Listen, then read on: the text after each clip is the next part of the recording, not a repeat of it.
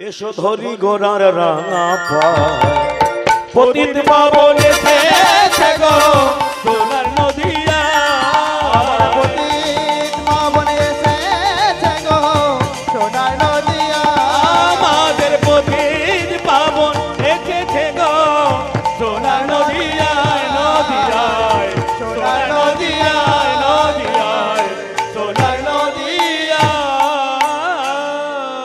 ভগবান চৈতন্য দেব কি নিতাই গৌরাঙ্গ কি চৈতন্য মহাপ্রভু কি ভক্তমন্ডলী ভক্তিমতী মায়েরা সেই গৌরাঙ্গ মহাপ্রভু এলেন কলিকালে যার জন্য বৈষ্ণব কবি বললেন কেহ বলে পুরবেতে রাবণ বধিলা গোলকের বৈভব লীলা প্রকাশ করিলা শ্রীরাধিকার ভাবে এবে গৌরবতার হরে কৃষ্ণ নাম গৌর করিলেন প্রচার বাসুদেব ঘোষ কহে করি জনগান ওগো যেই গৌর সেই কৃষ্ণ সেই তো জগন্নাথ বাসুদেব ঘোষে কহে করি জনহাত সেই গৌর সেই কৃষ্ণ সেই জগন্নাথ বাসুদেব ঘোষে কহে করি জনগান যেই গৌর সেই কৃষ্ণ সেই তো জগন্নাথ বাসুদেব ঘোষ কহে করি জোরহাত সেই গৌর সেই কৃষ্ণ সেই জগন্নাথ। জনিতাই উপস্থিত সকল ভক্তমণ্ডলী ভক্তিমতী মায়েরা সকল ভক্তের চরণে আমার কোটি কোটি প্রণাম দণ্ডবত। অনেকক্ষণ আমরা গৌর কথার মধ্যে নাম মাহাত্ম্যের মধ্যে ছিলাম, এবার একটু আমরা লীলা আস্বাদন করব। লীলা কথা যে লীলা আজকে আমরা আস্বাদন করব, যে লীলার রসে আমরা ব্রতী হব, আজ যে লীলাটি আমরা শুনব সেটি হলো ভগবান কৃষ্ণের এক পরম প্রিয় ভক্ত মহাঋষি উতঙ্কের জীবন কথা। এই লীলাটি আমরা মন দিয়ে শুনব। একেবারে এই লীলাটি সত্যযুগ থেকে তৈরি হচ্ছে, সত্যযুগ থেকে। বলুন, ও বুঝতে পারলেন না, তাই তো? আচ্ছা আচ্ছা। যে লীলা আমরা আস্বাদন করব মহাঋষি উতঙ্কের জীবন চরিত্র, মহাঋষি উতঙ্কের জীবন কথা। খুব মন দিয়ে শুনবেন। তো চলুন যাই। তার আগে আমরা একটু বৃন্দাবনে যাব। সবাই রাধা নাম করতে করতে সবাই প্রাণ ভরে বলবো রাধা রানী কি, রাধা রানী কি।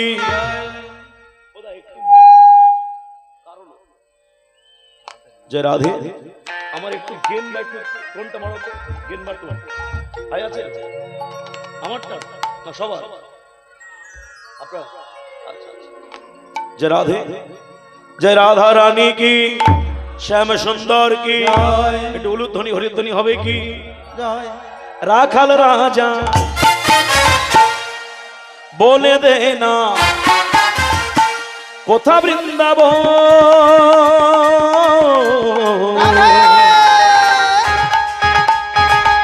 শ্যামকুণ্ড রাধাকুণ্ড গিরি গোবর্ধন। রাখাল রাজা বলে দে না কোথায় বৃন্দাবন, শ্যামকুণ্ড রাধাকুণ্ড গিরি গোবর্ধন। রাখাল রাজা বলে দে না কোথায় বৃন্দাবন, শ্যামকুণ্ড রাধাকুণ্ড গিরি গোবর্ধন। উলুধ্বনি উলুধ্বনি উলুধ্বনি।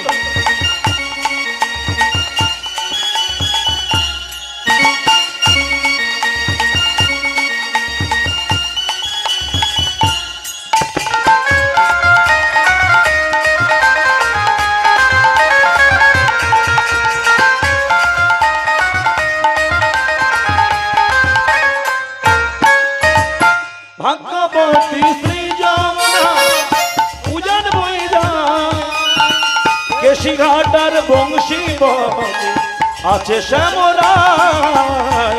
ভাগ্যবতী শ্রী যমুনা উজান বয়ে যায়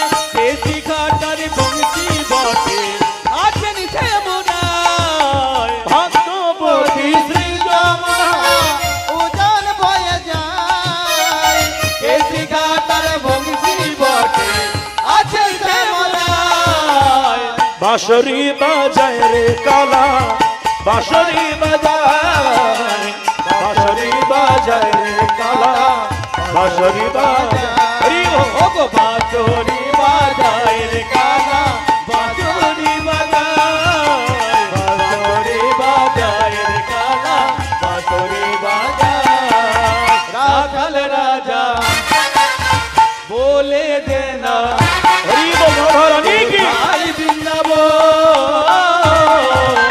রাধে শ্যামকুণ্ড রাধাকুণ্ড গির গোবর্ধন শ্যামকুণ্ড রাধাকুণ্ড গির গোবর্ধন শ্যামকুণ্ড রাধাকুণ্ড গিরি গোবর্ধন শ্যামকুণ্ড রাধাকুণ্ড গির গোবর্ধন শ্যামকুণ্ড রাধাকুণ্ড গিরি গোবর্ধন শ্যামকুণ্ড রাধাকুণ্ড গির জয়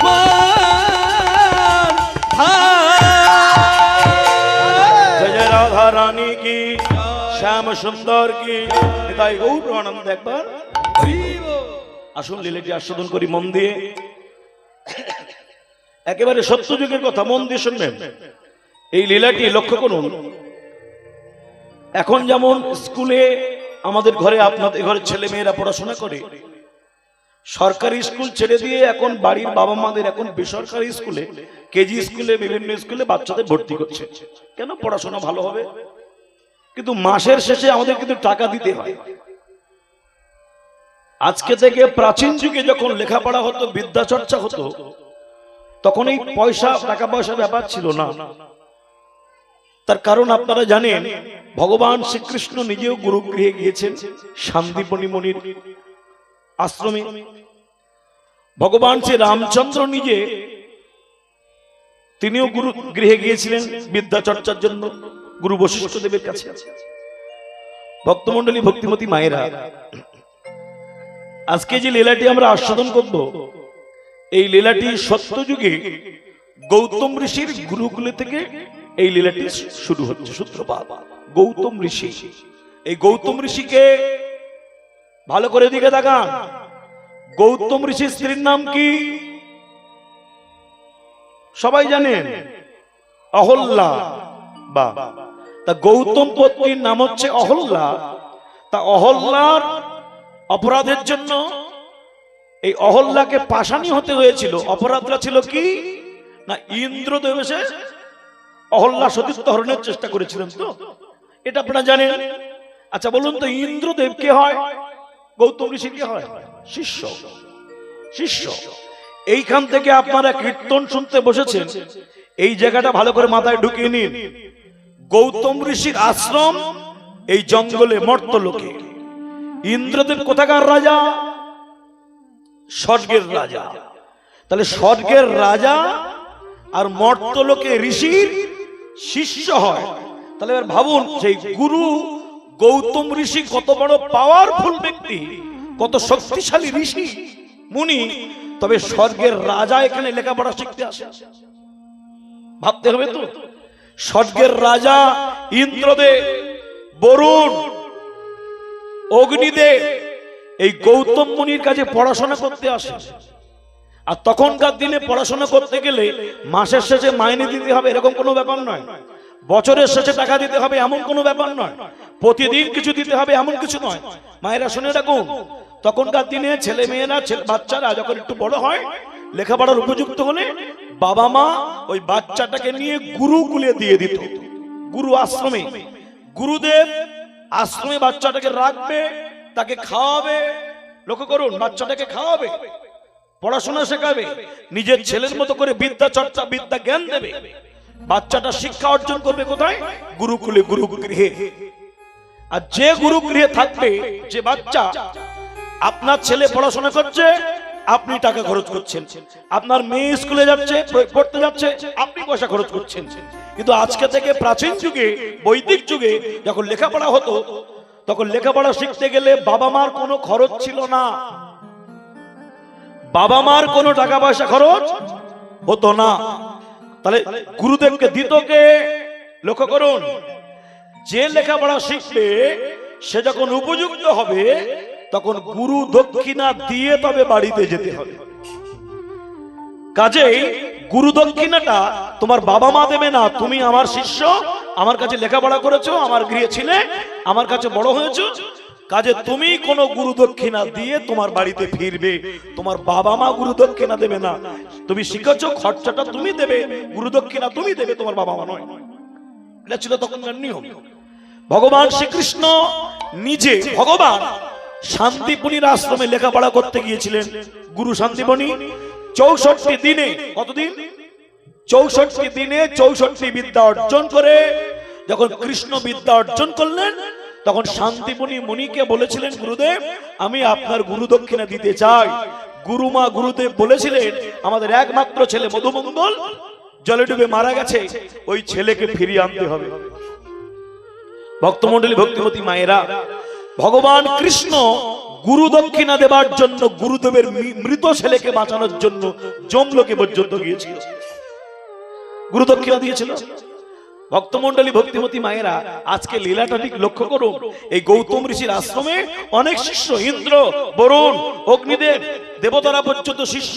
এদের মধ্যে একজন শিষ্য, তার নাম হলো মহর্ষি উতঙ্ক। ছোট্ট বাচ্চা পড়াশোনা করতে এসেছেন। এই আমার দিকে দেখ, পড়াশোনা করছিস তো নাকি শুধু মোবাইল? হ্যাঁ, তখন মোবাইল ছিল। গুরুদেব বলে উঠলেন, তুই পড়াশোনা কর, আমার কথা শোন, তোর কাজ হলো আমার আশ্রমে যত জল তুলে আনা, এ দায়িত্ব তো। লেখাপড়া তুমি করবে ইন্দ্র, তোমার কাজ হলো আমার আশ্রমে যত মন্দিরের জন্য, সেবার জন্য ফুল লাগবে, সব দায়িত্ব তোমার। অগ্নি, তোমার কাজ হলো আমার আশ্রমে যত পরিষ্কার পরিচ্ছন্ন করা, যত রান্না বান্নার জন্য যেসব সবজি চাষ করা, এসব দায়িত্ব তোমার। আর তোমার তো বয়স হয়েছে, তোমার জন্য কিছু দেবো না। উতঙ্ককে ডেকে বলছে ঋষি, গৌতম ঋষি বলল, উতঙ্ক তোমার একটা কাজ আছে। আজকে যে লীলাটি শুনছেন, সেই ঋষির নাম কি বললাম? উতঙ্ক। উতঙ্ককে ডেকে বলল, উতঙ্ক তোমার একটা কাজ আছে, তুমি লেখাপড়া করবে, বিদ্যা চর্চার পাশে পাশে, মানে সাথে সাথে তুমি একটা কাজ করবে। কি কাজ? এই গুরুগৃহে, আশ্রমে যত কাঠ লাগবে, কাঠ জ্বালানির জন্য, কাঠ যজ্ঞের কাঠ, রান্নার কাঠ, শুকনো কাঠ, এই কাঠ তুমি জোগাড় করে জঙ্গল থেকে এনে দেবে, আর বাকি সময়টা পড়াশোনা করবে, ব্যাস। ভক্তমণ্ডলী, ভক্তিমতী মায়েরা, এই হয়েছে ঘটনা। বাচ্চাটাকে কি দায়িত্ব দিল? উতঙ্ক ঋষির দায়িত্বটা কি? কি দায়িত্ব? শুকনো কাঠ জোগাড় করে আনা। এ পড়াশোনা করে, বিদ্যা চর্চা করে, অধ্যাপনা করে, করতে করতে করতে করতে, ও মায়েরা, গুরুগৃহ অধ্যয়ন করে, অনেক বিদ্যা জ্ঞান চর্চা করছে, সবই করছে। তার মধ্যে একটা কাজ, সেই কাজটা হলো কাঠ কেটে আনা। একদিন শুকনো কাঠ, রোজ কাঠ আনতে যায় জঙ্গলে, শুকনো কাঠ আনতে গেছে। কাঠ আনতে গিয়ে কাঠের বোঝা বেঁধেছে, মাথায় নিয়েছে। সেই বোঝা মাথায় নিয়ে কাঠের বোঝাটা গুরুগৃহে এসে, যেই গুরুগৃহে কাঠের বোঝাটা ফেলেছে,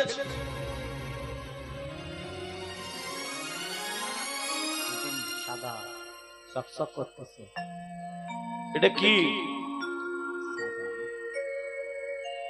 এটা কি গো? পাকা চুল, সাদা চুল, জঙ্গল থেকে কাঠ কাটলাম, কাঠের বোঝা, পাকা চুল, জঙ্গল থেকে কাঠ কেটে আনলাম, কাঠের বোঝায় পাকা চুল। ভক্তমণ্ডলী, ভক্তিমতী মায়েরা, বাচ্চাটা লেখাপড়া করতে গিয়েছিল গুরুগৃহে, কাঠ কেটে আনতো, শুকনো কাঠ কুড়িয়ে আনতো, আর কাঠের সঙ্গে কাঠের বোঝার গায়ে যখন পাকা চুল দেখেছে, তখন তো আয়না ছিল না, আয়না ছিল না, ছুটে গিয়ে নদীর জলে, নদীর স্বচ্ছ জলে নিজের মুখটা দেখছে। কি দেখছে? পাকা চুলটা কার? আমার। তার মানে আমি গুরুগৃহে লেখাপড়া করতে এসে কখন বুড়ো হয়ে গেছি আমি জানি না। আজকে কীর্তন শুনতে বসেছেন, আর যারা মাইকে শুনছেন, গুরু ভক্তির কথা তো অনেক বলেন, গুরু ভিক্ষা, গুরু ভক্তি, অনেক তো কথা আপনারা শুনেছেন, অনেক কথা আপনারা বলেন। এই ছেলেটার দিকে তাকিয়ে দেখুন, গুরুগৃহে গিয়েছিল ছোটবেলায়, গুরু সেবা করতে করতে কখন বুড়ো হয়ে গেছে সে নিজে জানে না। গুরু সেবা করতে করতে, গুরু ভক্তি করতে করতে কখন যে বৃদ্ধ হয়ে গেছে, চুল পেকে গেছে জানে না। তাই চুলটা নিয়ে নিজের মাথার চুল বুঝতে পারেনি, ছুটে গিয়ে নদীর জলে দেখছে আমার মাথার চুল সব থেকে সাদা হয়ে গেছে। আমি ছোটবেলায় এলাম গুরুগৃহে, সারা জীবনটা কেটে গেল গুরুগৃহে, এবার তো মরার টাইম হয়ে গেল। আমার সঙ্গে যারা এলো তারা তো লেখাপড়া করে বাড়ি গেল, বিয়ে করলো, সংসার করলো, নাতি নাতনি হলো, আর আমি গুরুগৃহে এখনো পড়ে আছি। তাই কাঠের বোঝা রেখে দিয়ে বসে বসে কাঁদছে। গৌতম ঋষি এসে বলছে, কিরে কাঁদছিস কেন? উতঙ্ক ঋষি বলছে, গুরুদেব আমি তো ছোটবেলায় এসেছিলাম লেখাপড়া করতে, যারা বিদ্যা চর্চা করে সম্পন্ন হয়ে যায় তারা ঘরে গিয়ে চলে যায়, বাড়ি চলে যায়, আপনার কাছে গুরু দক্ষিণা দিয়ে সংসার করে, বিয়ে করে, তারা পরিবার পরিজন নিয়ে থাকে, সাধনা নিয়ে থাকে। কিন্তু আমি তো বৃদ্ধ হয়ে গেছি, আমার সারা জীবনটা এখানে কেটে গেল, আমার ঘরে ফেরা হলো না। উতঙ্ক ঋষিকে গুরুদেব বুকের মধ্যে জড়িয়ে ধরে বলছে, উতঙ্ক গুরু মেলে লাখে লাখে, আজকাল গুরুর অভাব নেই। গুরু দীক্ষা নেবেন তো গুরু দীক্ষা দেওয়ার জন্য কত গুরু ঘুরে বেড়াচ্ছে, বাড়িতে চলে আসছে দীক্ষা নাও। কিন্তু মনে রাখবেন, উপযুক্ত শিষ্য পাওয়া এটা বড় কঠিন। গৌতম ঋষি বলছে, উতঙ্ক অনেক শিষ্য তো এলো, অনেক শিষ্য তো গেল, তোর মতো ভালোবাসা, তোর মতো শ্রদ্ধা ভক্তি আমি কারো কাছে দেখিনি। তুই আমাকে ভালোবেসে গুরু চরণে নিষ্ঠা নিয়ে গুরু সেবা করতে করতে তুই কখন বৃদ্ধ হয়েছিস তুই নিজে জানিস না। আর তোর মতো শিষ্য পেয়ে তোকে ঘরে পাঠাবো এটা আমিও ভুলে গেছি। তা তুই কাঁদিস না, তুই কাঁদিস না। আমার এই কমণ্ডলুর জল আছে না, এর এত শক্তি, তোকে আমি 16 বছরের যুবক করে দেবো, দেখবি। দাঁড়া, এক কমণ্ডল জল এনে এই গৌতম ঋষি কিন্তু নিজের বউকে কি করেছিল? পাষাণী, পাথর। তাহলে যে মানুষকে পাথর করতে পারে সে নিশ্চয়ই বুড়ো থেকে কচি করতে পারে। জল নিয়ে বললো, যা তুই 16 বছরের যুবক। আরে বাবা, ইন্দ্রদেব পড়াশোনা করতে আসে গৌতম ঋষির কাছে, স্বর্গের রাজা পড়াশোনা করতে আসে। তার মানে কি ঋষি কি কম? হাতে জল নিয়ে বললো, যা তুই 16 বছরের যুবক। বেশ 16 বছরের যুবক, চামড়া কুচকে গেছিল, চুল সাদা হয়ে গেছিল, বেশ টান টান লাগছে। কি আনন্দ! এটা কাঁদছিল, আমার আনন্দ করছে। কিরে বল, এবার খুশি তো? যা, তোকে আমি বিদায় দেবো, কিন্তু যাবার আগে তোকে একটা উপহার দেব। কি? তোর মতো পাত্র আমি কোথায় পাবো? আমার একমাত্র কন্যা, নাম তার সুকন্যা, আজকে আমার মেয়েকে আমি তোর হাতে অর্পণ করলাম। তুই শিষ্য হলেও আমার জামাতা, আজকে আমার কন্যা সন্তানকে আমি তোর হাতে অর্পণ করলাম। মেয়েটাকে দিলে, দেওয়ার পরেও গৌতম ঋষির কাছে এই উতঙ্ক ঋষি 16 বছরের যুবক হয়ে গেল। এইবার 16 বছরের যুবক হয়ে করজোড়ে হাত জোড় করে বললেন, ঋষিবর আমি তো চলে যাব, হে গুরুদেব চলে তো যাব, তা গুরু দক্ষিণা না দিয়ে তো যেতে পারবো না। গুরু দক্ষিণা দেব। কি গুরু দক্ষিণা নেবেন? গৌতম ঋষি বলল, পাগল, তোর মতো শিষ্য আমি জীবনে হয়তো কোনোদিন পাবো না, কারণ যে নিজে সেবা করতে করতে বুড়ো হয়ে গেছে জানে না। এমন শিষ্য পেয়ে আর কেউ গুরু দক্ষিণা চায়? আমার গুরু দক্ষিণা লাগবে না, তোর মার কাছে যা। মা মানে অহল্যা। তখন অহল্যা পাষাণী হয়নি। অহল্যার কাছে গিয়ে বলছো, মাতা, হে গুরু মাতা, আপনি আমার কাছে কিছু দক্ষিণা নেবেন? আমি গুরু দক্ষিণা দিতে চাই। গুরু দক্ষিণা না দিয়ে গৃহে ফিরতে পারবো না, আমার বিদ্যা চর্চা, বিদ্যা শিক্ষা সম্পন্ন হবে না, আমি দক্ষিণা দিতে চাই।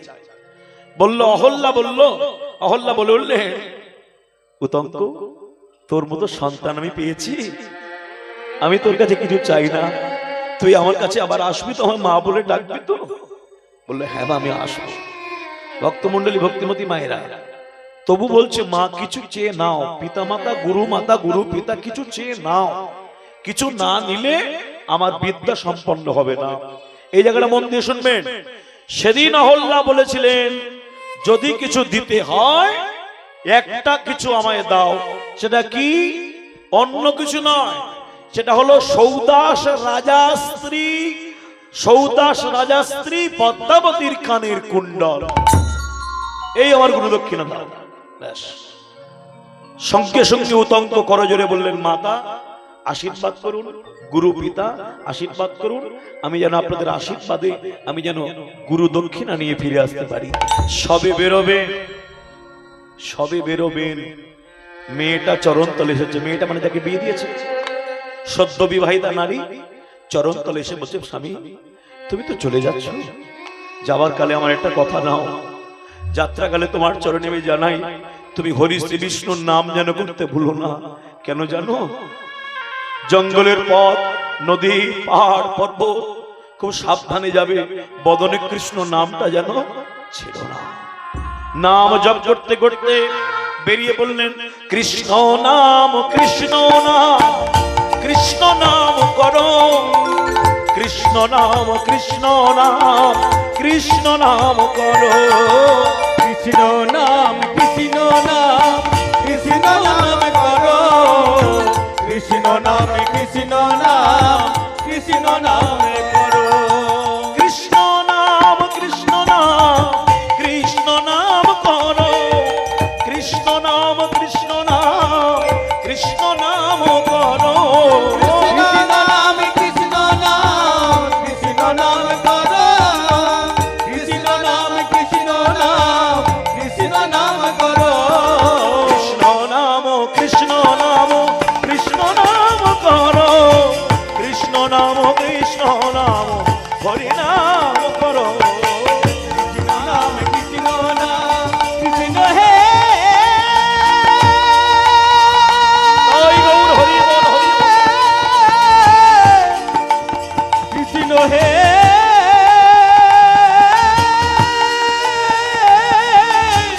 কৃষ্ণ হে, কৃষ্ণ হে। 6 মাস পার হয়ে গেল, জঙ্গলের নদী, জঙ্গলে গাছের ফল, নদীর জল, ছাড়া গরুর দুধ এই খেয়ে এগিয়ে যায়। আর 6 মাস কেটে যাবার পর নদী পড়লো, বিশাল একটা নদী পার হয়ে গেল। নদীর পরে আরো 6 মাস কেটে গেল। এই 6 মাস 6 মাস 1 বছর কেটে যাবার পর একদিন সন্ধ্যাবেলায় জঙ্গলে কোথায় থাকবে, নিজের দেহটা গাছের ডালে বেঁধে রাখে, দিনের বেলা হাঁটতে থাকে, রাত্রিবেলা গাছের ডালে দেহ বেঁধে রাখে। সবে সন্ধ্যা হয়েছে, কিছু ফল টল খেয়ে সবে গাছে উঠবে, খাবো, খাবো, ভালো খাবো। জঙ্গলে বিশাল একটা রাক্ষস এসে বলল, তোরে আমি খাবো নর মাংস, নর মাংস খাবো। করজোরে বললেন, রাক্ষস, ক্ষুধার্ত ব্যক্তিকে খাবার দেয় তো মানুষের ধর্ম।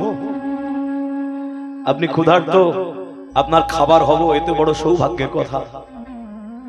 কিন্তু আমার একটা কথা আপনি নেবেন কি?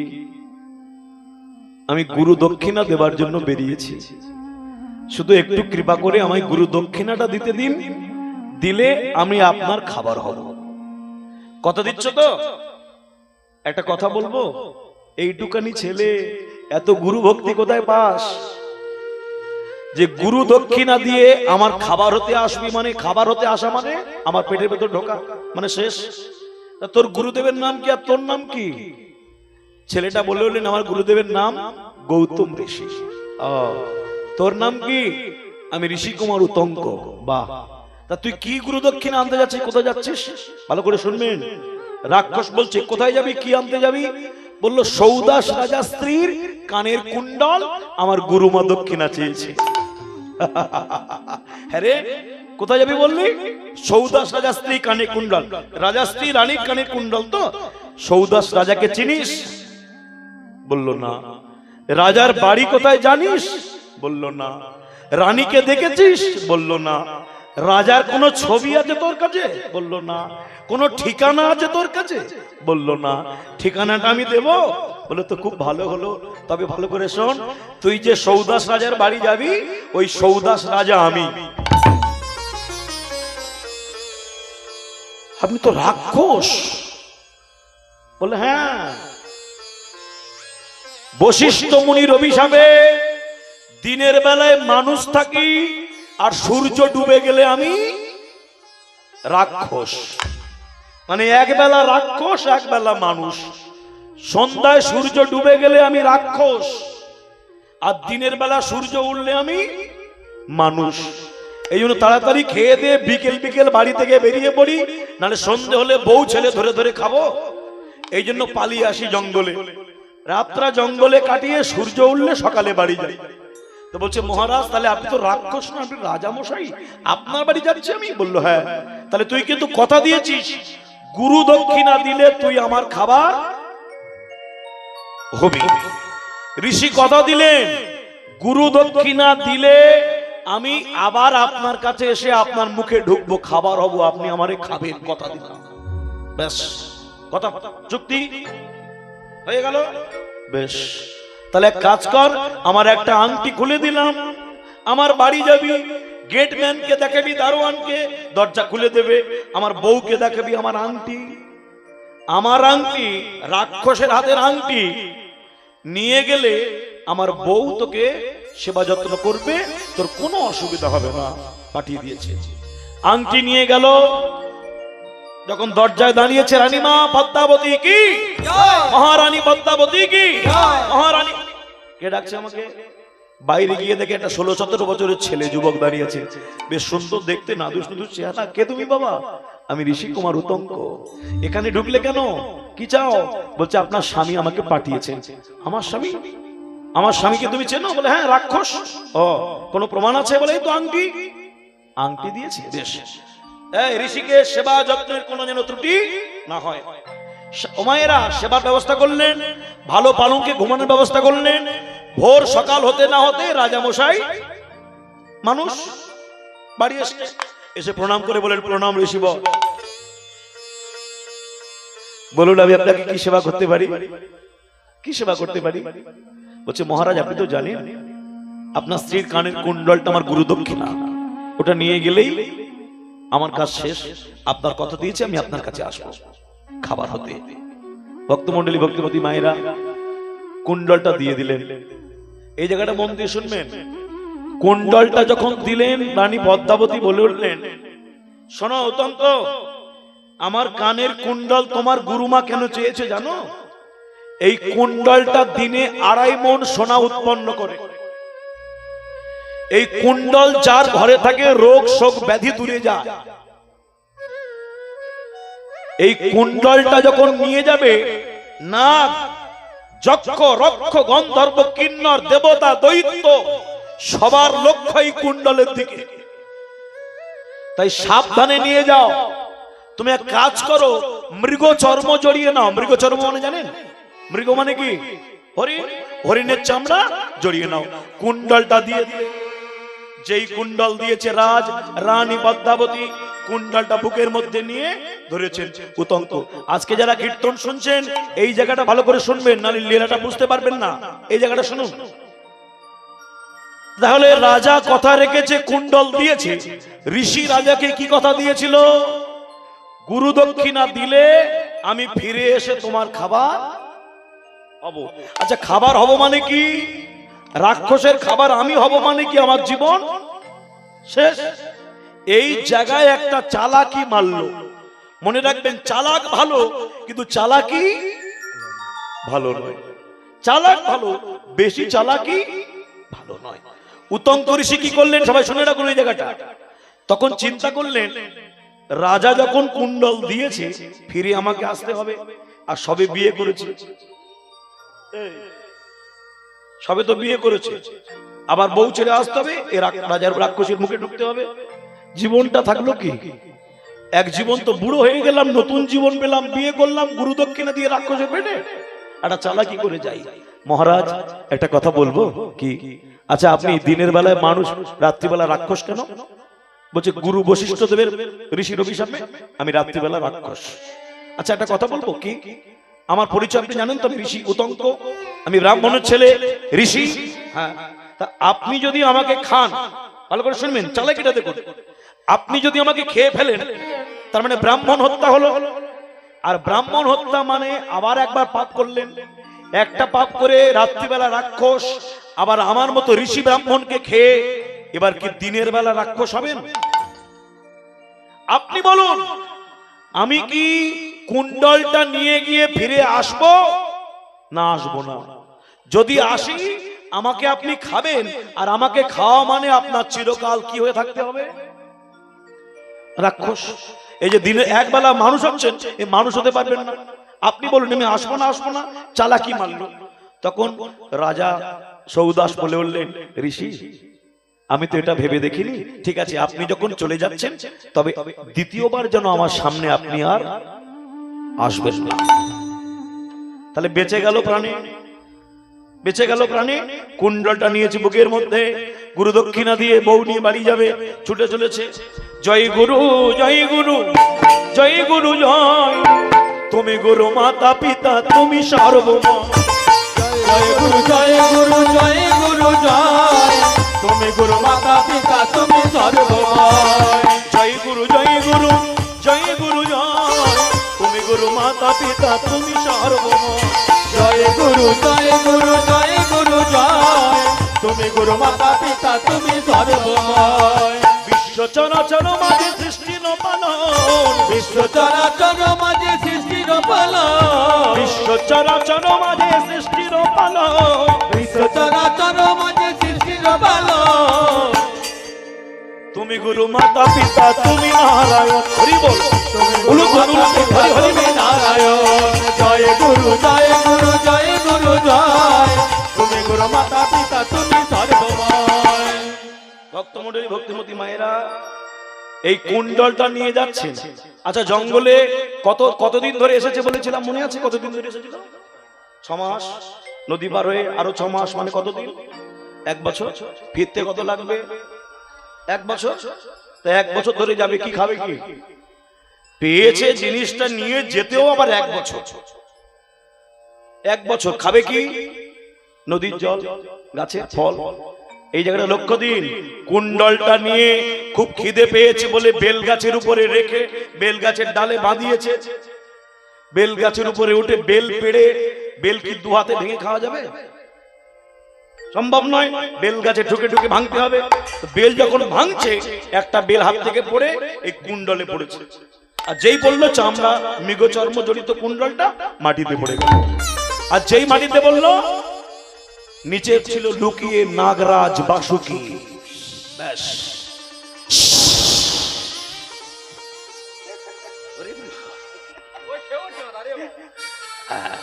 বাসুকি নাগ ওই কুণ্ডলটা নিয়ে নাগ লোকে চলে গেল পাতালে। এবার বলুন তো, যখন পাতালে চলে গেল, উতঙ্ক ঋষি আর বেল খায়? গাছে থেকে নেমে বেল গাছের ডাল ভেঙে শুধু গর্ত খুলে যায়।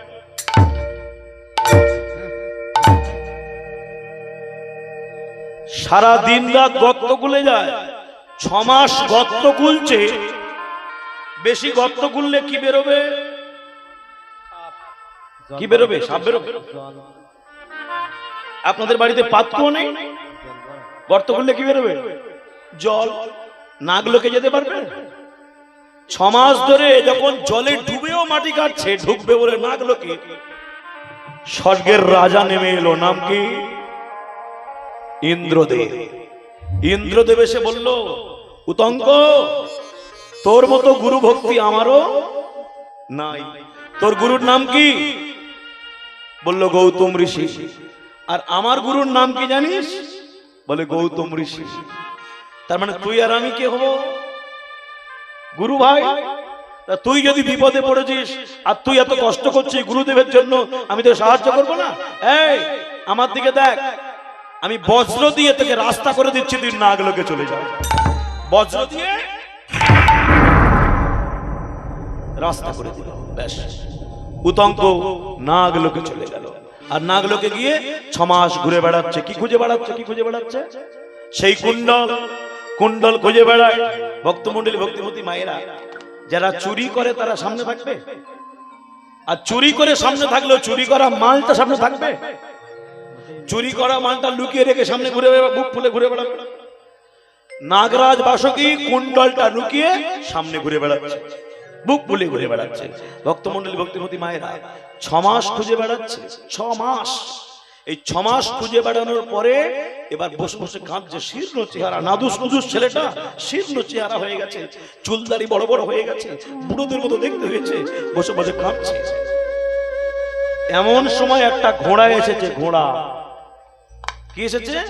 ঘোড়া এসে বলছে, ঋষি, ও ঋষি, আর কতদিন নাগলোকে ঘুরবে? কুণ্ডল যদি পেতে চাও তবে আমার পিছনে একটু ফুঁক দাও।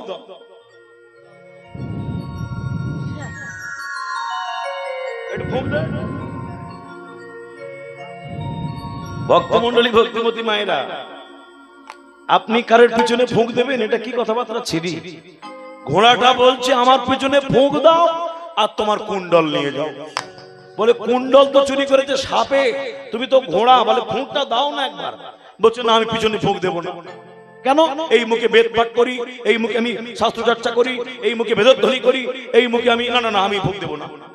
পিছনে ফুঁক দেওয়া মানে গুজ্জতারে অসম্ভব, আমি দেবো না। আচ্ছা, আপনারা কোনোদিন কারোর পিছনে ফুঁ দিয়েছেন? এখানে যারা বসে কীর্তন শুনছেন, কোনোদিন কারোর পিছনে ফুঁ দিয়েছে? কেউ দেননি ফুঁ? কেউ ফুঁ দেননি? আপনারা কারোর পিছনে কোনোদিন ফুঁ দেননি? কেউ দেননি? সে কি, কেউ ফুঁ দেননি? দিয়েছে। এখন সবার ঘরে গ্যাস সিলিন্ডার, ওভেন আছে। আগে যখন উনুনে রান্না হতো, উনান যখন নিভে যেত, আগুন ডগডগ করছে আর খড় বিছালি ঢুকিয়ে দিয়ে যখন ধোঁয়া বেরোতো, তখন কি করতেন? উনুন জ্বালানোর জন্য কি করতেন? তখন ফু দিতেন তো। তাহলে ফু দিতেন কোথায়? আগুনে। আগুনের দেবতাকে, আগুনের দেবতাকে জোরে বলুন। হ্যাঁ, ব্রহ্মা। মুখস্থ মাল তো ব্রহ্মা। আগুনের দেবতা নাকি ব্রহ্মা। এই মুখস্থ হলে খুব বিপদ, জানো তো। আমরা গল্পটা মনে পড়ে গেলে বলি আস্তে আস্তে। তখনকার আমরা ছোটবেলা পড়াশোনা করেছি, স্কুলে তো আসিস, তোর বিজ্ঞান মাথায় মোটে ঢোকে না। একটা সহজ জিনিস শিখিয়ে দিই, যেসব প্রাণীরা গিলে খায় ডিম পাড়ে, যারা চিবিয়ে খায় ওদের বাচ্চা হয়। মানুষ চিবিয়ে খায় বাচ্চা হয়, গরু চিবিয়ে খায় বাচ্চা হয়, তাই না? হাঁস মুরগি গিলে খায় ডিম পাড়ে, ঘোড়া চিবিয়ে খায় ডিম পাড়ে। ঘোড়া ডিম পাড়ে, সবাই ঘোড়ার ডিম বলে না, বলে ঘোড়ার ডিম, ঘোড়া বাচ্চা দেয়। ভেড়া চিবিয়ে খায় বাচ্চা দেয়, পাখি গিলে খায়, কচ্ছপ গিলে খায়, পারে তো। তাহলে গিলে খেলে ডিম পাড়ে, চিবিয়ে গেলে বাচ্চা দেয়। ব্যাস, বাড়ি গেছে, বাচ্চাটা শিখে নিয়েছে, মাথায় ঢুকিয়েছে। বিকেল বেলা স্কুল থেকে বাড়ি গিয়ে ও ঠাকুমা খেতে দিয়েছে। কি দিয়েছে? আলু সিদ্ধ, ডাল ভাত। কোকা খা। খাবো না। পকোড়া দাও। খা। আমি খাবো না। মাছ দাও। খা। আমাকে ডিম দাও। বলছে আজকে বৃহস্পতিবার, নিরামিষ খাই আমরা। কি রে? কালকে খাবি, খা। বাচ্চা তো বুঝবে না, আমি খাবো না। বুড়িমা রেগে গিয়ে বলে খা। যেই বলেছে খা, মুখটা হয়েছে হ্যাঁ। এখন বাচ্চা দেখতে পেয়েছে ঠাংমার মুখে একটাও দাঁত নেই। তখন বাচ্চা বলছে ঠাংমা তোমার দাঁত নেই? বললো না। তাহলে তুমি গিলে খাও না চিবিয়ে খাও? ও ঠাম্মা তুমি গিলে খাও না চিবিয়ে খাও? গিলে গিলে খাই। আর স্কুলে মাস্টার মশাই বলেছে গিলে খেলে ডিম পাড়ে, চিবিয়ে খেলে। তার মানে ঠাম্মা ডিম পাড়ে। ধরে বলেছে ঠাম্মা তুমি ডিম দাও, তাহলে খাবো না। ডিম মানে তুমি তো ডিম পাড়ো। আমি ডিম এক চল মারবো, আমি কি ডিম পাড়ি? বলে বিজ্ঞানে পড়া আছে গিলে খেলে ডিম পাড়ে, চিবিয়ে খেলে বাচ্চা দেয়। ভক্তমণ্ডলী ভক্তিমতী মায়েরা, মাস্টার মশাই কাছে গিয়েছে, বলছে আপনি কি শিখিয়েছেন? বলছে বুড়িমা আমি ঠিক শিখিয়েছি, আপনার নাতি বিজ্ঞানের যুক্তি আপনার মুখের মধ্যে ঢুকিয়ে দিয়েছে, মুখস্থ করা জিনিস তো ঢুকিয়ে দিয়েছে। শোনো ঠাকুমা, আমি যেটা বলেছি ঠিক বলেছি, কিন্তু খোকন ভুল করেছে কি, দাঁত ছিল এখন দাঁত পড়ে গেছে তাই গিলে খায়। খোকন তোমার ঠাকুমা গিলে খাওয়া প্রাণী নয়, চিবিয়ে খাওয়া প্রাণী, কিন্তু গিলে খায় দাঁত নেই বলে। বিজ্ঞানের যুক্তি এখানে কাজ করবে না। ভক্তমণ্ডলী ভক্তিমতী মায়েরা লক্ষ্য করুন, আজকে আগুনের দেবতা কে যেন বলছিলাম, কে? অগ্নিদেব। ব্রহ্মার মুখে আগুন বেরোয় কিন্তু আগুনের দেবতাকে অগ্নিদেব। এদিকে তাকান, এই ঘোড়াটা এসে বলছে আচ্ছা আপনারা উনুনে ফু দিচ্ছেন, অগ্নিদেব আগুনে, তাই এবার আপনারা ভালো করে মন দিয়ে শুনবেন, আগুনে ফু দিচ্ছেন, আগুনের দেবতাকে বললাম অগ্নিদেব, তা অগ্নিদেবকে ফু দিচ্ছেন। এবার বলুন তো, আপনি মাছ মাংস পেঁয়াজ রসুন সব খাচ্ছেন, আর ওই মুখে যদি আগুনে ফুঁক দেন, তা অগ্নি তো দেবতা, সে কি বলবে আমার মুখে দে? অগ্নিদেব কি বলবে ফুঁকটা মুখে দে? তাই যত মানুষ আমরা আগুনে ফু দেবো, কোথায় দেবো? অগ্নিদেবের পিছনে। অতএব এখানে যারা বসে আছেন, কম বেশি আপনারা পিছনে ফুৎকার করেছেন। আজকে ঘোড়াটাকে, ঘোড়া বলছে আমার নাম অগ্নিদেব, তুমি আমি গুরু ভাই, আমরা এক জায়গায় পড়াশোনা করেছি, তোমার ভক্তি নিষ্ঠা দেখে আমি নিজে ছুটে এলাম। শোনো ঋষি, ফু দাও। যেই ফু দেওয়া শুরু করেছে, মায়েরা মুখে থেকে বল বল করে ধোঁয়া বেরো, আস্তে মশা মারা ধূপ, মশা মারা ধূপ জানো না? একটা ধূপ জেলে দিলে মশাগুলো এই পিছনে ফু দেয়, শুধু ধোঁয়া বেরোয়, মশা মারা ধূপের মধ্যে ধোঁয়া ছাড়ে, এত ধোঁয়া ছাড়ে, গর্তে যত সাপ ছিল অড়হড় করে বেরোয়, চচ্চর করে সাপগুলো বেরিয়ে আসে, বড় বড় করে সাপগুলো বেরিয়ে আসে, গলগল করে সাপগুলো বেরিয়ে আসে। ব্যাস, যত যেখানে সাপ ছিল সব সাপ চলে এলো। সাপগুলো ধোঁয়া নিয়ে আর নিতে পারছে না, মরবে। তখন সাপেদের রাজা বাসুকি বলল, ঋষি ফু দেওয়াটা বন্ধ করো, তোমার কুণ্ডল তুমি নিয়ে যাও, আমার সাপগুলো বেঁচে থাক, তবে তো আমি সাপেদের রাজা। সাপ যদি মরে যায় আমি কিসের রাজা? তুমি ফু দেওয়া বন্ধ করো। বলে আমার কুণ্ডলটা দাও, কুণ্ডলটা দাও, কুণ্ডলটা দাও। কুণ্ডলটা দিল, বুকের মধ্যে নিল। নাগ লোকে 6 মাস কেটে গেল, তাহলে 1 বছর গিয়েছে, 1 বছর এসেছে, আর 6 মাস গর্ত খোলা, আর 6 মাস নাগ লোকে, মোট কত বছর, কত বছর গেল? 3 বছর। এসেছিল 16 বছরের ছেলে, যাচ্ছে 19 বছরের ছেলে। এবার কুণ্ডলটা বুকের মধ্যে নিয়ে ছুটতে ছুটতে চলেছে। জয় জয় শ্রী গুরু প্রেম কল্পতর, জয় জয় শ্রী গুরু প্রেম কল্পতর, অদ্ভুত যাহা কো প্রকার,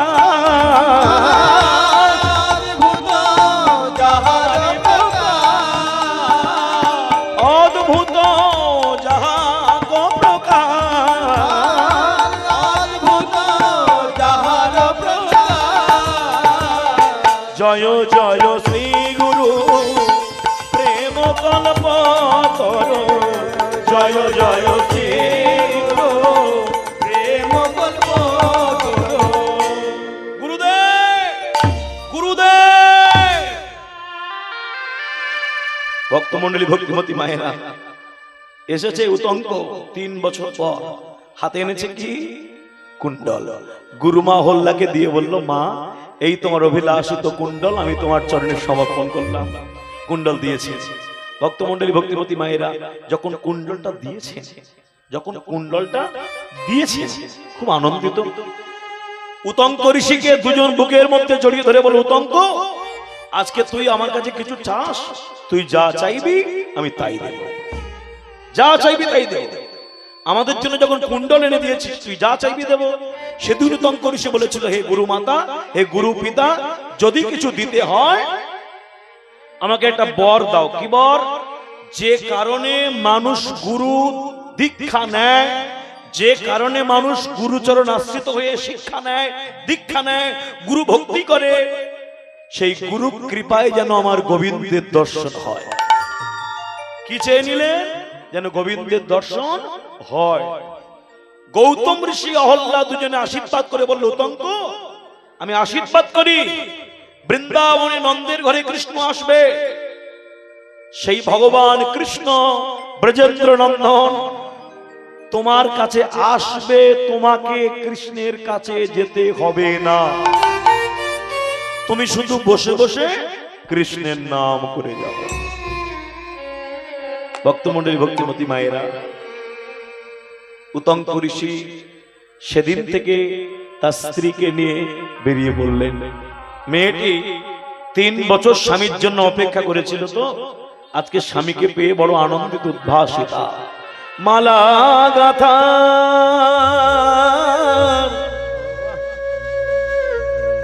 শেষ না হতে তুমি এলে ঘরে, শূন্য গাতে তোমায় পর, শূন্য গাতে তোমায় পর, করব কেমন করে, কেমন করে তুমি এলে ঘরে। সুরে বাণীর মালা দিয়ে তুমি আমারে ছুঁয়াছিলে, অনুরাগ কুম কুম দিলে দেখে বনে, অনুরাগ কুম কুম দিলে দেখে বনে, বুকে প্রেম, বুকে প্রেম কেন নাহি দিলে, আমারে ছুঁয়াছিলে। আর মালা গাথার শেষ না হতে তুমি এলে ঘরে, মালা গাথার শেষ না হতে, শেষ না হতে, শেষ না হতে তুমি এলে ঘরে।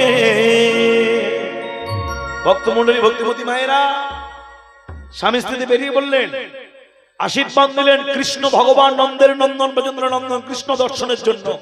সত্যযুগ চলে গেল, ত্রেতা যুগ চলে গেল, দাপর যুগ, কুরুক্ষেত্রের যুদ্ধ হয়ে গেল। এই জায়গাটা ভালো করে শুনে রাখুন, কি বললাম? কুরুক্ষেত্রে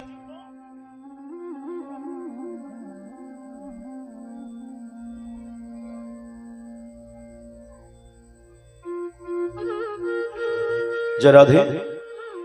কুরুক্ষেত্রের যুদ্ধ হয়ে গেল। ভক্তমণ্ডলী, ভক্তিমতী মায়েরা, আমি আবার কথাটা রিপিট করছি। সত্যযুগ গেল, ত্রেতা যুগ গেল, দাপর যুগে কুরুক্ষেত্রের যুদ্ধ শেষ। এই যুদ্ধ হয়ে যাবার পর ভগবান শ্রীকৃষ্ণ যুধিষ্ঠিরকে রাজা করে ভীষ্মদেবকে বিদায় দিয়ে ভগবান মনে মনে করলেন, একটা ঋষি সেই সত্যযুগ, ত্রেতা যুগ, দাপর যুগ, 3 যুগ ধরে আমার জন্য বসে আছে মরুভূমির উপরে, একবার আমি তার কাছে যাব। কেন? কৌরবদের নাশ করে ধর্ম প্রতিষ্ঠা হয়েছে, কিন্তু এক ভক্ত আমার জন্য বসে আছে, তার কাছে তো যেতে হবে। এই যে ঋষি বসে আছেন 3 যুগ ধরে, সত্য, ত্রেতা, দাপর, ভগবান শ্রীকৃষ্ণ যাবেন বলে যুধিষ্ঠির কাছে বিদায় দিচ্ছে। আর সে যে বসে বসে কেঁদে যায়, গিরিধারিলা আর কত কাল আড়ালে আড়ালে রবে,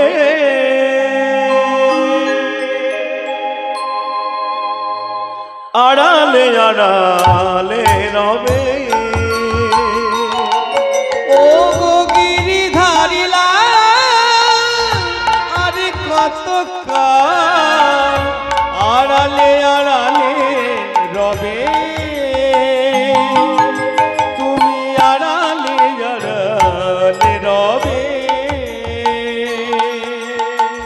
ও গো গিরিধারিলা আর কত কাল আড়ালে আড়ালে রবে,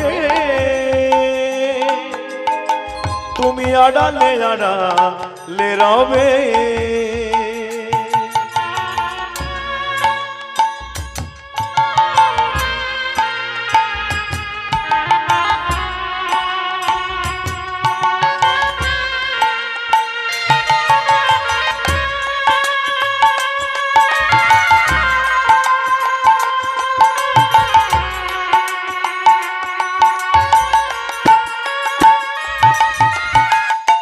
নয়নের জল ঝরে অবিরাম, নয়নের জল ঝরে অবিরাম, নয়নের জল ঝরে অবিরাম, দর্শন দিবে বা কবে? তুমি আড়ালে আড়ালে রবে, ও গো আর কত কাল গিরিধারী লাল আড়ালে আড়ালে রবে, তুমি আড়ালে আড়ালে রবে, তুমি আড়ালে আড়ালে রবে, তুমি আড়ালে আড়ালে রবে। ভক্তমণ্ডলী ভক্তিমতী মায়েরা 3 যুগ ধরে বসে বসে সাধনা করছেন ভগবানের জন্য, নয়ন জলে কেঁদে যায়, ভগবানের জন্য কাঁদছেন। আর ভগবান কুরুক্ষেত্রের যুদ্ধ সমাপ্ত করে যুধিষ্ঠিরকে রাজা করে চলে আসছেন ভক্তের নিকটে।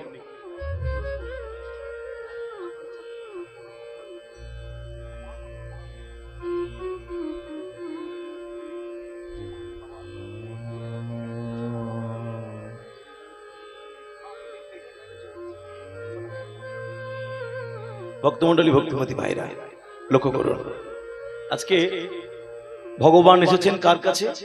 আস্তে দিকে তাকান। ভগবান এসেছেন কার কাছে? মরুভূমির উপরে বালির উপরে বসে সাধনা করছেন। আর ভগবান দ্বারকায় যাবার পথে ঋষির সন্নিকটে চলে এলেন। ঋষি প্রণাম নেবেন। ঋষিও প্রণাম করলেন, প্রণাম বাসুদেব। আজকে যারা কীর্তন শুনছেন আপনারা সকলেই জানেন যে সত্যযুগের মানুষের উচ্চতা কত? সত্যযুগের মানুষের উচ্চতা কত? কত? কলিযুগের মানুষের উচ্চতা নিজের হাতে 3.5 হাত, কলির আগে দাপর যুগ নিজের হাতে 7 হাত, 14 হাত ছিল ত্রেতা যুগ। আর সত্যযুগের মানুষের উচ্চতা ছিল 28 হাত, কোন কোন জায়গায় আছে 21 হাত। আচ্ছা 28 হাত যদি হয়, যে বসে আছে 28 হাত আর কৃষ্ণ গিয়েছে 7 হাত, একটু ভাবুন তো, 28 হাত ব্যক্তি 7 হাত কৃষ্ণ। গিয়ে প্রণাম করলেন। ঋষি বলেন, প্রণাম বাসুদেব। আস্তে মন দিয়ে শুনবেন। এই যে প্রণাম করলেন, ঋষি বলেন, হে কৃষ্ণ তুমি কোথায় যাবে? বলে, আমি হস্তিনাপুর থেকে দ্বারকায় ফিরছি। যেই বললো হস্তিনাপুর, অমনি ঋষি বললেন, আচ্ছা ভীষ্মদেব কেমন আছে? ও কৃষ্ণ। বাসুদেব, দ্রোণাচার্য কেমন আছে? কর্ণ ভালো আছে তো? ও কি মায়ের কোল পেল? বলে, দুর্যোধনকে একটু ভদ্রশব্দ হলো। ও বাসুদেব, পাণ্ডবরা কেমন আছে? আচ্ছা আপনাদের কি মনে হয় এটা যুদ্ধের পরে না আগে? যুদ্ধের পরে। ভীষ্মদেব আছে, কর্ণ আছে, দ্রোণাচার্য আছে, কৃষ্ণ চুপ করে দাঁড়িয়ে আছে। দ্রোণাচার্য কেমন আছে? ভীষ্মদেব কেমন আছে? কর্ণ কি মায়ের কোল পেল? ও বাসুদেব, কিছু বলছো না যে? পঞ্চ পাণ্ডব বেদুর কেমন আছে? ধৃতরাষ্ট্র কি এখন এসে অন্ধ, নাকি একটু জ্ঞানের বিকাশ হয়েছে? এই কথা বলতে বলতে ভগবান শ্রীকৃষ্ণ বললেন, ঋষিবর আপনি যাদের খোঁজ নিচ্ছেন, ভীষ্ম, দ্রোণাচার্য, কর্ণ, জয়দ্রথ, দুর্যোধন, দুঃশাসন, শত ভাই কুরুক্ষেত্রের যুদ্ধে পাণ্ডবদের সঙ্গে বীর গতিপ্রাপ্ত হয়েছে। যেই বলেছে ভীষ্মদেব বীর গতিপ্রাপ্ত, ইচ্ছা মৃত্যু যার বর সে বীর গতিপ্রাপ্ত। দ্রোণাচার্যের বাণ হাতে থেকে না নামলে, ধনুর্বাণ না নামালে মরবে না, তার মৃত্যু হলো। কবচকুণ্ডলধারী কর্ণ, সেও মৃত্যু হলো। সারা শরীরটা লোহা দুর্যোধন, তারও বধ হয়েছে। বেশ কৃষ্ণ, আমি বুঝেছি সব তোমার ছল, সব তোমার মায়া, সব তোমার। শোনো কৃষ্ণ, আমি তোমাকে অভিশাপ দেব, অভিশাপ দেব, অভিশাপ দেব। নিজের পিসির ছেলেদের দলে গিয়ে পক্ষপাতিত্ব করে কৌরবদের নাশ করেছ তো, এই নাও তোমাকে দিলাম অভিশাপ।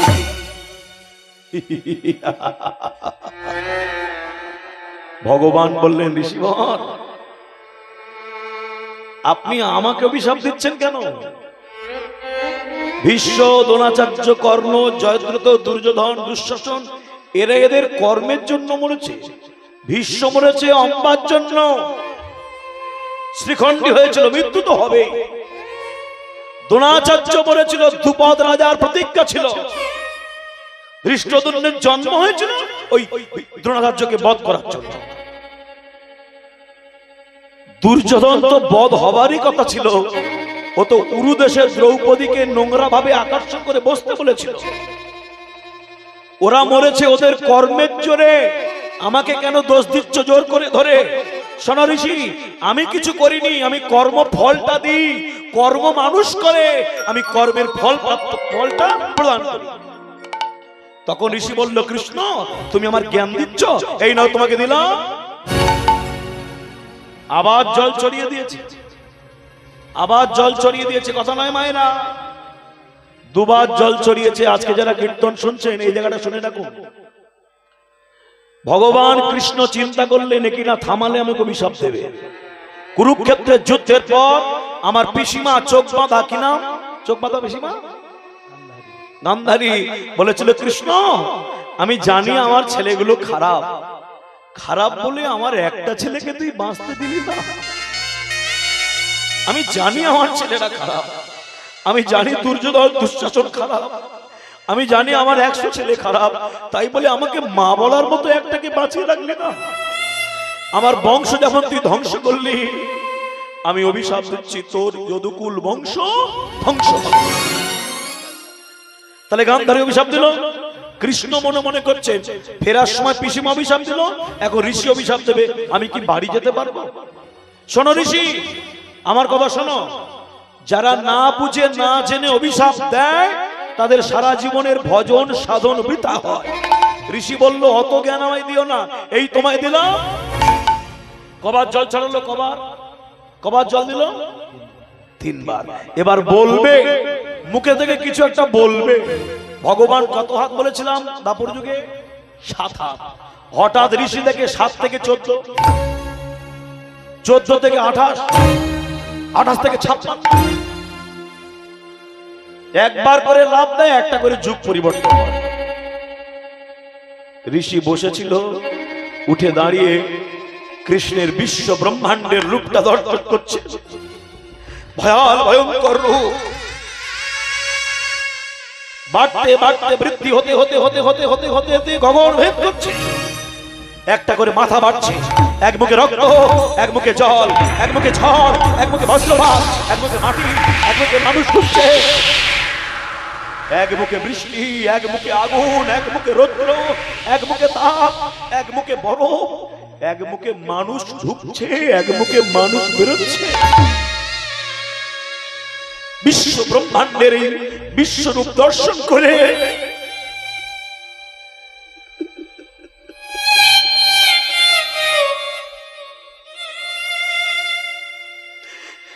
ঋষি বুঝেছে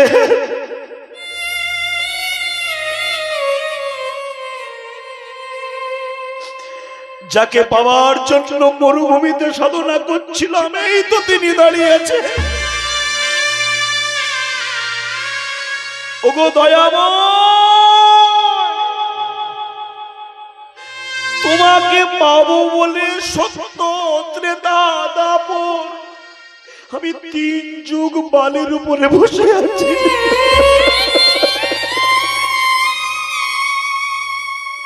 তোমাকে পাওয়ার জন্য আমি চিরকাল বসেছিলাম, আর তুমি কিনা আমার সামনে। আমি তোমাকে চিনতে পারলাম না, আমি তোমাকে বুঝতে পারলাম না, আমি তোমাকে অভিশাপ দিতে গেলাম। আমার অপরাধ হয়েছে, আমায় ক্ষমা করো, আমার অপরাধ হয়েছে, আমার অপরাধ হয়েছে। ভক্তমণ্ডলী, ভক্তিমতী মায়েরা, যাকে পাওয়ার জন্য 3 যুগ সাধনা করছিল সেই তো দাঁড়িয়ে আছে। ঋষি এত কাছে পেয়ে চিনতে পারলো না। ভগবান বলল, ঋষি এত সাধনা করে তুমি যদি আমায় চিনতে না পারো, মানুষ আমাকে সকলে চিনবে কি করে? ঋষি গোবিন্দকে বলে, হে গোবিন্দ, কে তোমায় চিনিতে পারে,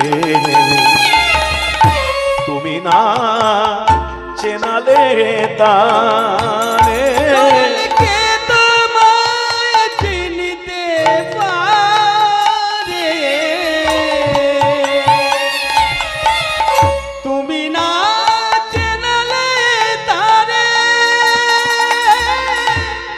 তোমায় চিনিতে পারে,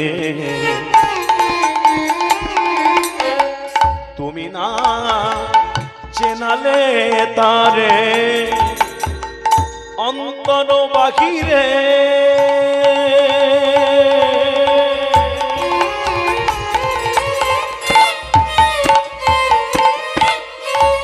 দয়াময়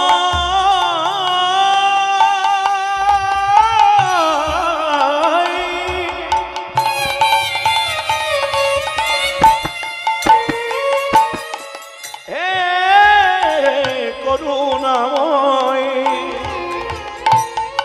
দয়াময় কৃপাময়। ভগবান বলছে হ্যাঁ গো, তুমি আমায় চিনতে পারলে না?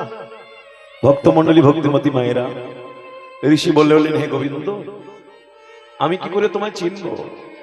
তোমার পেটের উপরে যে বসে থাকে সে তোমায় চিনতে পেরেছে? আচ্ছা, ভগবানের পেটের উপরে যে বসে থাকে, কে বসে থাকে গো? ভগবানের পেটের উপরে কে বসে থাকে? নাভি পদ্মের উপরে ব্রহ্মা। ব্রহ্মা কি তোমায় চিনতে পেরেছে? বললো না।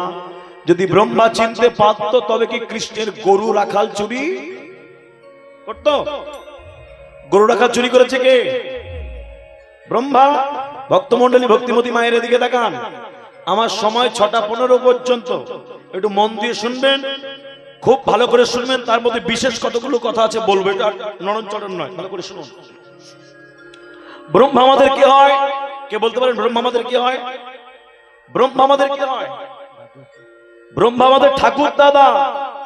আমরা কারা? নাতি নাতনি। তাহলে আমরা নাতি নাতনি। ব্রহ্মা যদি ঠাকুরদা হয়, মিডিলে বাবাটাকে ঠাকুরদা আছে, নাতি নাতনি আছে, বাবাও তো নিশ্চয় আছে। বাবাটাকে ব্রহ্মা ঠাকুরদা, আমরা নাতি নাতনি। তাহলে বাবাকে যারা শাস্ত্র চর্চা করেছেন, বই পড়েছেন, তারা শুনে রাখুন বা জানেন, তারা যারা জানেন না জেনে রাখুন। ব্রহ্মা হচ্ছে সৃষ্টিকর্তা, জগতের পিতামহ। ব্রহ্মার ছেলের নাম মনু। ব্রহ্মার ছেলের নাম মনু, আর মনুর পুত্র আমরা মানব জাতি। ভালো করে শুনে নিন। আপনার বাবা আলাদা, আমার বাবা আলাদা। আপনার মা আলাদা, আমার মা আলাদা, কিন্তু মানুষের বাবা একটা, তিনি মনু। মানুষের মা তিনি একটাই, তিনি শতরূপা। মানুষের ঠাকুরদা একটাই, সেটা হলো ব্রহ্মা। আপনার ঠাকুরদা ব্রহ্মা, আপনার নাতির ঠাকুরদা ব্রহ্মা, আমার ছেলের ঠাকুরদা ব্রহ্মা, আমি ব্রহ্মার নাতি, আমার বাবা ব্রহ্মার নাতি, 14 গোষ্ঠী ব্রহ্মার নাতি, মানব জাতি ব্রহ্মার নাতি। তাহলে আমরা যদি ব্রহ্মার নাতি হই, ব্রহ্মা যদি ঠাকুরদা হয়, ব্রহ্মা কি চুরি করেছে? বললাম কি চুরি করেছে? গরু আর যেটা বলুন রাখাল, তাই তো? তা যে চুরি করে তাকে আমরা কি বলি? চোর। এখানে কেউ হাত তুলে বলতে পারবেন জীবনে চুরি করিনি? হাত তুলে বলুন তো দেখি, বলতে পারবেন জীবনে চুরি করিনি? কেউ আছেন? ও বসে বসে হাসছে। হাত তুলতে পারবেন? কই কারো ক্ষমতা আছে হাত তুলে বলতে পারবেন জীবনে চুরি করিনি? আমি বলতে পারবো? অত সস্তা নয়। এবার বলি আপনাকে, লোকের বাগানে লঙ্কা তুললে আপনি চোর, সকালবেলায় হাঁটতে গিয়ে লোকের বাগানে ফুল চুরি করলে, এখানে ফুল গাছ তোমার বাপ বসিয়েছে? লোকে সব করে ফুল গাছ চাষ করেছে, তুমি ফুল তুলছো, ওটা চুরি নয়? ভগবানকে দেবো। লোকের বাগানে ফল তুললে চুরি, আর ফুল তুললে চুরি নয়? কি গো, কাকিমার সঙ্গে কথা হয় না? কাকিমা যেই বাপের বাড়ি গেল, কাকিমার ঘরে গিয়ে আচারটা বার করে খেলে, বলে গেছিলে আইসক্রিম খাবে বলে বাবার পকেটে টাকা চুরি করলে, বাপের পকেটে বলেছিল না, বলে নিলে তো চুরি। তাহলে ব্রহ্মা গোড়া তো চোর, ব্রহ্মা ঠাকুরদা চোর, নাতি নাতনি কি করে ভালো হবে? এই জন্য মানুষ কোনো না কোনো কালে কিছু না কিছু ভাবে আমরা চুরি করে থাকি। সেই ব্রহ্মা কৃষ্ণকে চিনতে পারেনি। আজকে ঋষি বললে গোবিন্দ, তোমার পেটের উপর যে বসে থাকে ব্রহ্মা তোমায় চিনতে পারেনি, আমি চিনব কি? তখন ভগবান বললেন, ঋষি তুমি কি আমার কাছে কিছু চাও? যাহা চাইবে তাহাই পাবে। এই লক্ষ্য করুন, আর দেরি করবো না।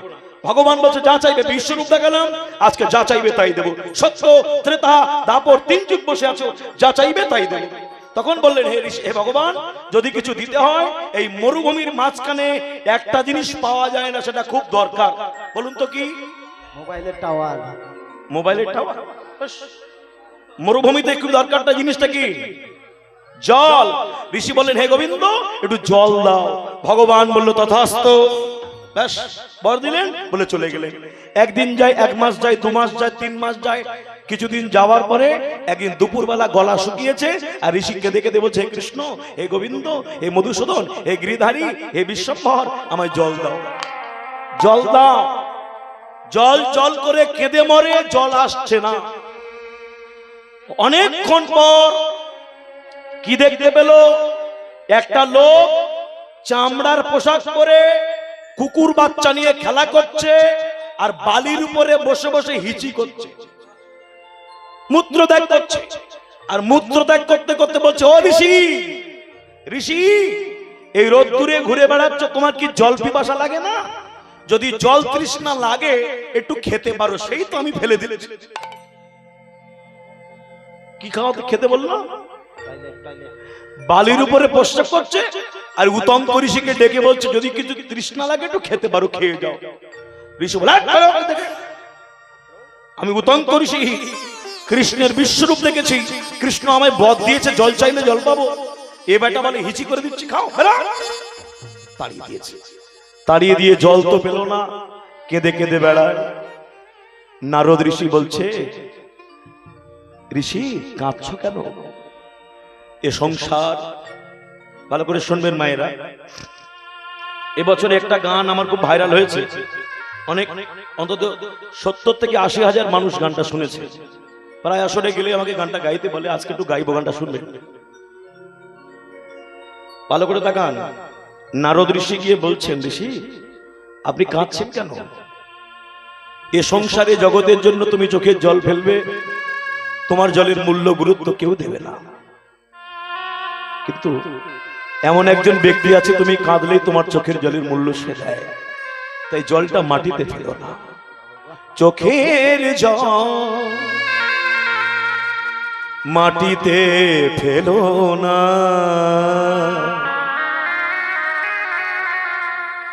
ফেলো গো চরণে,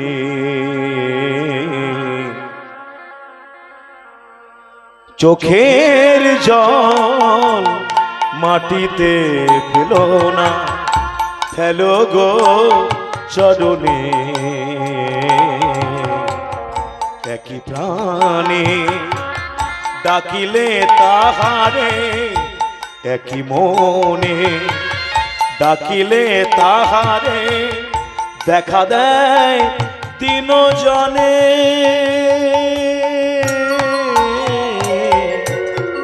চোখের জল মাটিতে ফেলো না।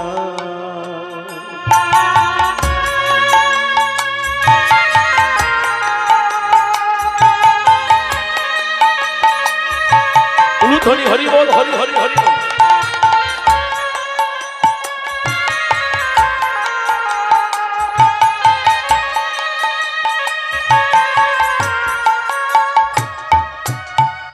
ভক্তি প্রাণে তুমি ডাকো যদি তাহারে, তিনি তো করিবেন কৃপা এদিন জনে। ভক্তি প্রাণে তুমি ডাকো যদি তাহারে,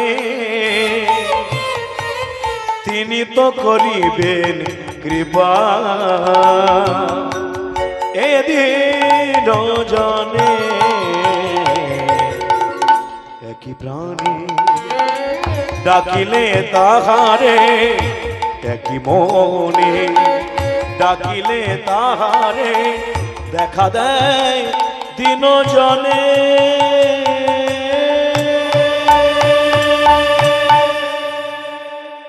চোখের জল মাটিতে ফেলো না, চোখের জল মাটিতে ফেলো না, চোখের জল মাটিতে ফেলো না। ঋষি কাঁদছো কেন? ভগবানের প্রতি বিশ্বাস রাখো, সে যখন ডেকেছে, কৃপা যখন করেছে, বর দিয়েছে, জল তুমি পাবেই পাবে। ভক্তমণ্ডলী, ভক্তিমতী মায়েরা, কথা বলতে না বলতেই ভগবান এসে হাজির। ঋষি কাঁদছো কেন? জল পেয়েছো তো? ভক্তমণ্ডলী ভক্তিমতী মায়েরা এই জায়গাটা লক্ষ্য করুন। ভগবান বলেছিল জল চাইলে জল পাবে। জল দিয়েছে কি? ঋষি জল পেয়েছে কি? বলল না। কই জল তোমায় কেউ দেয়নি? না। কিচ্ছু দেয়নি? না। কেউ আসেনি?